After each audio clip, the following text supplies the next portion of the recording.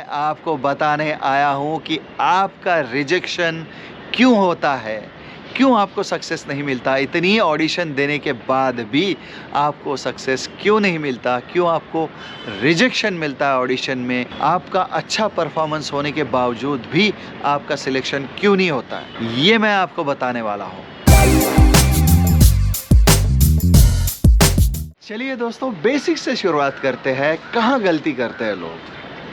सबसे पहला thumb rule है होमवर्क। लोग होमवर्क नहीं करते हैं। ऑडिशन जाने के पहले आप कहाँ जा रहे हो, किस प्रोडक्शन हाउस में जा रहे हो, उसका होमवर्क कीजिए। कुछ नहीं लगता यार, गूगल पे जाके सर्च करो उस प्रोडक्शन हाउस ने इसके पहले क्या किया है, उस डायरेक्टर की बायोग्राफी या उसकी फिल्मोग्राफी चेक करो, उसने क्या क्या किया है इसके पहले। इससे आपको नॉलेज मिलेगा कि यहाँ पर क्या होता है, इस प्रोडक्शन हाउस में किस स्टाइल का सिनेमा बनाया जाता है, किस स्टाइल की वेब सीरीज़ बनती है, या कौन से टीवी शोज़ इस प्रोडक्शन हाउस ने बनाए हैं, या फिर इस प्रोडक्शन हाउस ने अभी तक कुछ बनाया है या नहीं। डायरेक्टर का प्रोफाइल चेक करो। कई बार ऐसा होता है कि आप अपना समय बर्बाद करके आते हो, आपको पता ही नहीं होता है उस प्रोडक्शन हाउस ने कभी कुछ बनाया नहीं होता है, पूरी ऑडिशन फेक होती है, उस डायरेक्टर की प्रोफाइल झूठी होती है, कभी कोई फिल्म उसने बनाई नहीं होती है। सो आपका समय बहुत कीमती है, आर्टिस्ट का समय। आप एक डेस्टिनेशन से ऑडिशन के लिए आ जाते हो दूसरी डेस्टिनेशन, बस का, ट्रेन का सफ़र करके आपका समय बहुत कीमती है। आर्टिस्ट अपने खुद के समय की वैल्यू करो। इसीलिए होमवर्क बहुत ज़रूरी है, क्योंकि आप गलत जगह ऑडिशन देकर आते हो, आपका सिलेक्शन नहीं होता है। अब इसके फ़ायदे मैं आपको बताता हूँ। अगर आपने होमवर्क ठीक ठाक किया है तो आपको पता चलेगा उस डायरेक्टर की लास्ट 2-3 फिल्में कौन सी थी, या शोज़ कौन से थे, या वेब सीरीज़ उसने कौन सी बनाई। आपके पास वह जब आप जाओगे ऑडिशन के लिए, आपके पास बोलने के लिए बहुत कुछ होता है वहाँ पे। आप वहाँ पर उनके एसोसिएट, उनके कास्टिंग डायरेक्टर, अगर डायरेक्टर मिलता है तो उनसे इंटरेक्ट कर पाओगे कि भाई आपका वो वाला शो मुझे बहुत अच्छा लगा, ये वेब सीरीज़ आपकी बहुत अच्छी लगी, आपकी लास्ट फिल्म जो थी बहुत अच्छी थी सर। झूठ नहीं बोलना है वहाँ पे। अगर आपने देखा नहीं है तो आप पकड़े जाओगे। कई बार हम लोग पकड़ते हैं ऐसे लोगों को। तो मैं तो पूछता हूँ यार वो बंदर वाला सीन कैसा था, तो सामने वाला बोलता है अरे बहुत कमाल था सर, क्या सीन लिखा आपने, क्या कमाल सीन था। बट बंदर वाला कोई सीन फिल्म में था ही नहीं, तो सामने वाला बंदा झूठा है, पकड़ा जाता है। सो झूठ नहीं बोलना है, आपको सच बोलना है वहाँ पर। अगर उनकी फिल्में आपने नहीं देखी है, कोई शोज़ है या वेब सीरीज़ आपने नहीं देखी है, तो देख कर जाओ। ये आपका होमवर्क होता है। आपके पास वहाँ जाने के बाद बहुत सारा कंटेंट होगा या बहुत सारी इन्फॉर्मेशन होगी उस डायरेक्टर के बारे में, उस प्रोडक्शन हाउस के बारे में, जिसके ऊपर आप वहाँ पर लोगों से दोस्ती कर सकते हो। ये पहला मौका होता है आपके पास उस प्रोडक्शन हाउस में दोस्त बनाने का। आप जहाँ भी जाते हो दोस्त बनाओ। भले इस ऑडिशन में काम नहीं आएगा, लेकिन अगले ऑडिशन में वो बंदा आपको कॉल करके बुलाएगा, क्योंकि आपका बर्ताव अच्छा था। आप उस ऑडिशन में होमवर्क करके गए थे, आपको पता था उस डायरेक्टर ने क्या किया था, उस कास्टिंग डायरेक्टर ने लास्ट फिल्म कौन सी कास्टिंग की थी, या उस एसोसिएट ने किस किस को असिस्ट किया था। यार सारी इन्फॉर्मेशन निकालो, कुछ नहीं लगता है। लोगों से पूछो, बाकी आर्टिस्ट से पूछो, गूगल पे जाओ, IMDb पे जाओ, कहीं पे भी सर्च करो, आपको मिल जाएगा प्रोफाइल चेक। सो ये होमवर्क बहुत ज़रूरी है आर्टिस्ट के लिए, क्योंकि मैं देखता हूँ कई लोग आते हैं ब्लैंक आते हैं, उनको पता ही नहीं होता है किस प्रोडक्शन हाउस में वो लोग अपना ऑडिशन दे रहे, किस डायरेक्टर के लिए, किस सीरीज़ के लिए, किस शो के लिए या किस फिल्म के लिए दे रहे। उनको कुछ पता नहीं होता है। जस्ट 4-5 लोग निकल गए ऑडिशन देने, उनके पीछे ये लोग निकल जाते हैं। 90% लोग यही गलती करते हैं, आते हैं, लाइनें रीड करके निकल जाते हैं। नहीं, जाओ वहाँ पर दोस्त बनाओ, भले आपका सिलेक्शन ना हो। अगर आपने उस प्रोडक्शन हाउस में एक भी दोस्त बनाया तो नेक्स्ट ऑडिशन के लिए आपको कॉल आएगा, अगले ऑडिशन में आपको अच्छे से ट्रीट किया जाएगा। आपको हो सकता है ज़्यादा समय दिया गया हो प्रिपरेशन के लिए, आपको और एक चांस दिया जाता है ऐसे समय पे। सो बेसिकली फ्रेंड्स बनाओ यार, उसके लिए आपका होमवर्क बहुत ज़रूरी है।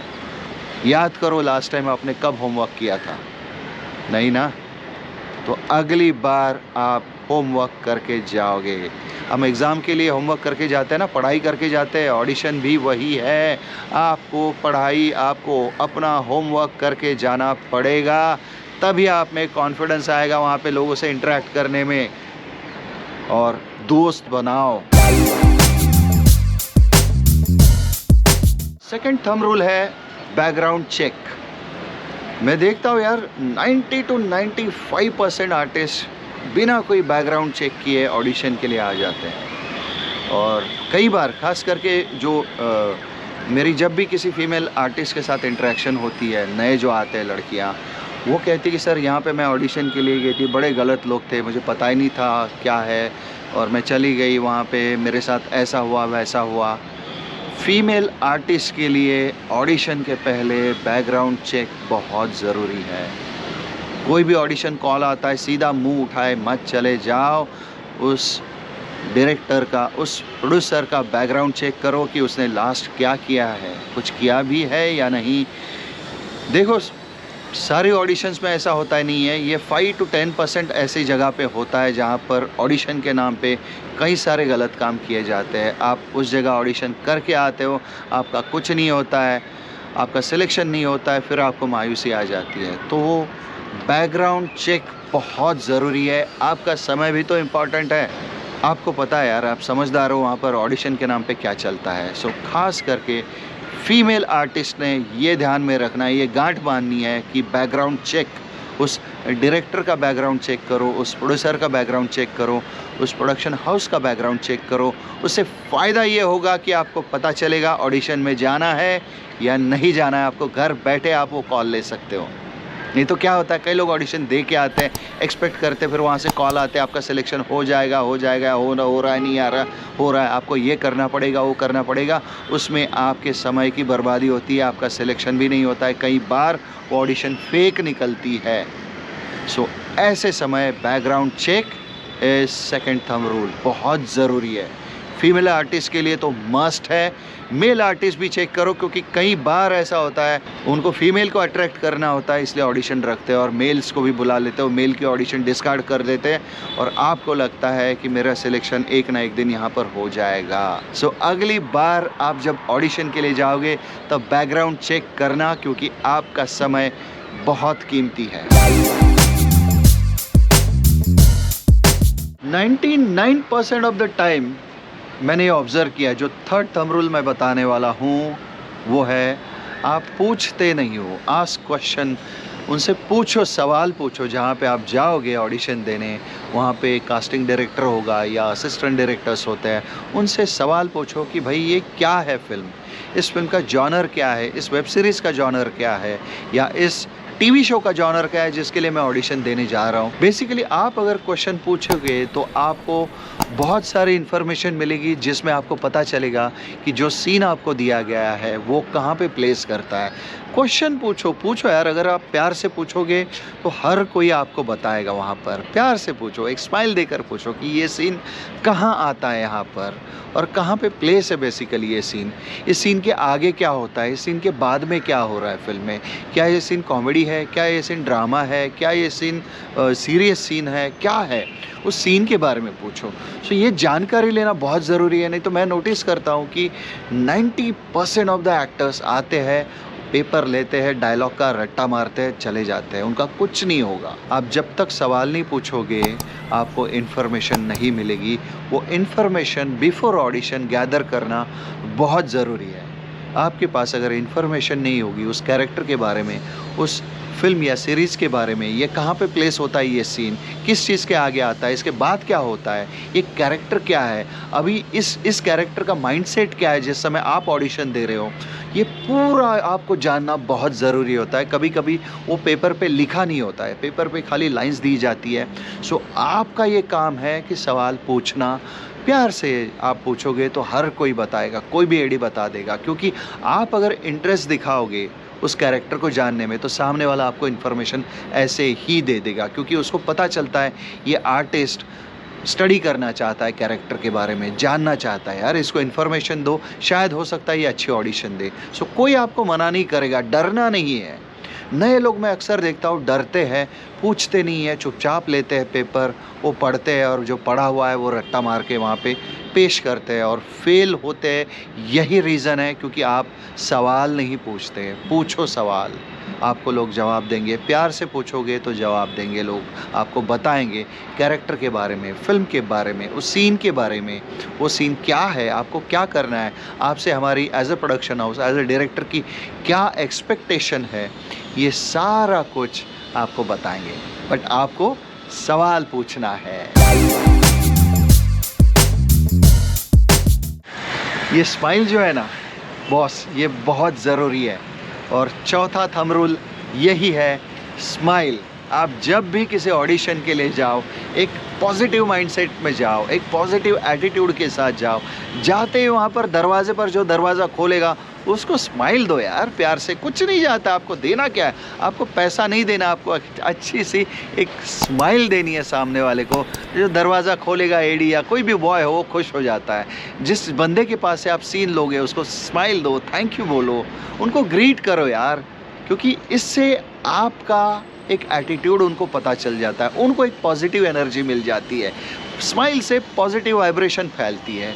आप जब जाओगे ऑडिशन हॉल में तो हर किसी से प्यार से बात करो, स्माइल दो। मैं अक्सर देखता हूँ लोग सीरियसली आते हैं, एकदम ऐसा मुंह बना के आते हैं और तैयारी करके निकल जाते हैं। मत करो ऐसा यार, 99% लोग यही गलतियाँ करते हैं। आपको अपने आप को सेल करना आना चाहिए, उस चीज़ के लिए आपको स्माइल देनी बहुत ज़रूरी है। एक स्माइल से आपका कुछ नहीं जाएगा, स्माइल दो, प्यार से बात करो, मुंह में शक्कर होनी चाहिए यार आपके, और यहाँ पर बर्फ़ होनी चाहिए सर पे।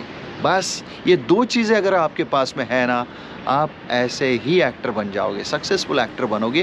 क्योंकि आप जहाँ भी जाओगे आप एक पॉजिटिविटी स्प्रेड करोगे, आप एक अच्छी एनर्जी वहाँ पे स्प्रेड करके जाओगे, तो लोगों को पता चलता है। कोई भी बंदा एंटर होता है जब ऑडिशन के लिए, तो उसके अपीयरेंस से, उसके फेस से, उससे आने वाली एक मीठी सी स्माइल से पता चल जाता है कि ये बंदा अच्छा है या इसमें एटीट्यूड है, वो सब पता चल जाता है। वहाँ पे मास्टर लोग बैठे हुए होते हैं यार, कास्टिंग डायरेक्टर, ये लोग बहुत मंझे हुए खिलाड़ी होते हैं, देखते ही पता चल जाता है। सो smile when you enter in audition hall, बहुत ज़रूरी है। वो पॉजिटिव एनर्जी स्प्रेड करो यार, देखो मैजिक। डू नॉट कॉपी, ये मेरा 5वां थंब रूल है। डू नॉट कॉपी अदर्स, क्योंकि आप जहाँ पर जाते हो ऑडिशन देने, अदर्स, बाकी लोगों की ऑडिशन देखकर उनको कॉपी मत करो। हो सकता है जो बंदा अच्छी ऑडिशन आपके हिसाब से वहाँ पे दे रहा है वो डायरेक्टर के हिसाब से बहुत ख़राब हो, तो आप अपना ओरिजिनल ही वहाँ पर देकर आना। मैं काफ़ी लोग देखता हूँ कॉपी करते हैं, सामने वाले को देखते हैं कि हाँ अच्छा यार इसने अच्छा किया है, मैं ऐसे ही करूँगा, और वो ऐसे ही करने के चक्कर में कचरा हो जाता है। क्योंकि डायरेक्ट हो सकता है वहाँ पे कास्टिंग डायरेक्टर या डायरेक्टर को आपका ओरिजिनल परफॉर्मेंस चाहिए होता है, वो आप उनसे नहीं मिला और आप कॉपी करने के चक्कर में वहाँ पे फंस जाते हो। दूसरी बात, किसी की ऑडिशन अगर अच्छी जा रही है तो नर्वस मत होना। मैं देखता हूँ कई लोग नर्वस हो जाते हैं, अगर कोई अच्छी ऑडिशन दे रहा है तो वो देख के नर्वस हो जाते हैं। कई लोगों को पसीने आ जाते हैं कि यार अब इसका तो हो गया, इसका सिलेक्शन हो गया, अब मेरा नहीं होगा क्योंकि इसने अच्छी ऑडिशन दी है। आपको क्या पता, हो सकता है डायरेक्टर को कुछ नया अप्रोच चाहिए हो उस कैरेक्टर के लिए, या फिर आप जो ओरिजिनल वहाँ पर करने वाले थे या आप जो करने वाले थे हो सकता है वो अच्छा हो। सो किसी के अच्छे ऑडिशन से आप इंटिमिडेट मत होना, आप डिप्रेस नहीं होना, नर्वस नहीं होना। इसका बेस्ट तरीका है अपना सीन ले लो, कोई एक कोना पकड़ो, किसी को ऑब्ज़र्व ही मत करो, जाकर अपनी रिहर्सल करो। जब हो जाए तो किसी को बोल देना भाई कि मेरा नंबर जब आ जाए तो मुझे बुला लेना, मैं आ जाऊंगा। बस एक कोना पकड़ो, अपनी रिहर्सल करो और अपना ओरिजिनल देने की कोशिश करो। कई लोग रिजेक्ट हो जाते हैं कॉपी के चक्कर में, मैक्सिमम लोग कॉपी करते हैं। वहाँ पर वो देखते हैं 4-5 लोग अच्छा कर रहे हैं, अच्छा ऐसे करना है, ओके ठीक है ये तो मैं कर सकता हूँ, और एग्जैक्टली वही रिप्लिका करते हैं, और वो सबसे बड़ी मिस्टेक होती है। Do not copy others and do not gate intimidate with others performance. बिल्कुल नहीं करना है, आप अपना ओरिजिनल दे के आओ। शायद हो सकता है वो सबसे बेस्ट हो और उसी की ज़रूरत हो उस कैरेक्टर को।